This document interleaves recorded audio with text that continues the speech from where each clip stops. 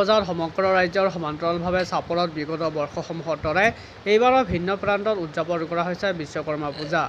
চাপৰৰ multimedia press club, চাপৰ চালকোছা শিক্ষাখণ্ড কাৰ্যালয়ৰ বিষয়ববীয়া, কিছু শুভাকাংক্ষী শিক্ষক-শিক্ষয়িত্ৰী, চাপৰ আৰক্ষী থানাৰ বিষয়ববীয়া আৰু কিছু স্থানীয় ব্যক্তিৰ সহযোগত পুৱাৰে পৰা বিশ্বকৰ্মা পূজা উপলক্ষে দেখা গৈছে ব্যাপক উৎসাহ। পুৱাৰে পৰা বিশ্ব খনিকৰৰ মৃন্ময় মূৰ্তিৰ সন্মুখত মাংগলিক নীতি নিয়মেৰে পূজা আৰম্ভ কৰি ভক্তপ্ৰাণ ৰাইজে আশীষ বিচাৰে। আজি বিশ্ব খনিকৰ শ্ৰী বিশ্বকৰ্মা দেৱৰ পূজা।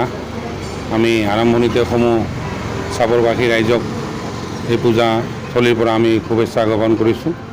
আৰু এই পূজাখন অনুষ্ঠিত কৰাৰ ক্ষেত্ৰত বিশেষকৈ ভূমিকা লৈছে আমাৰ ইয়াৰে প্ৰেছ মিডিয়াৰ ব্যক্তিসকল, খণ্ড প্ৰাথমিক শিক্ষা বিষয়া কাৰ্যালয়ৰ সমূহ কৰ্মকৰ্তাৰ লগতে শিক্ষক ছাৰ বাইদেউসকলৰো কিছু ভূমিকা ইয়াতে আছে। আৰক্ষী চাপৰ আৰক্ষী ভাৰপ্ৰাপ্ত বিষয়া তেখেতেও ইয়াতে সহায় সহযোগ আগবঢ়াইছে আৰু এনেকুৱাকৈ বহুত শুভাকাংক্ষীৰ সহযোগত এই পূজাখন আমি আজি অনুষ্ঠিত কৰিব পাই আমি নিশ্চয় আনন্দিত হৈছোঁ আৰু আশা ৰাখিছোঁ ইয়াতে সকলোৰে দিনভৰা সহায় সহযোগ আমি পাই থাকিম। আৰু আজিৰ পূজাখনত দুপৰীয়াৰ পৰা আমি ভোগ আকাৰে খিচিৰিৰ ব্যৱস্থা কৰিছোঁ আৰু আশা ৰাখিছোঁ সমূহ ৰাইজে ইয়াতে সহায় সহযোগ আগবঢ়াব, প্ৰসাদ গ্ৰহণ কৰিব।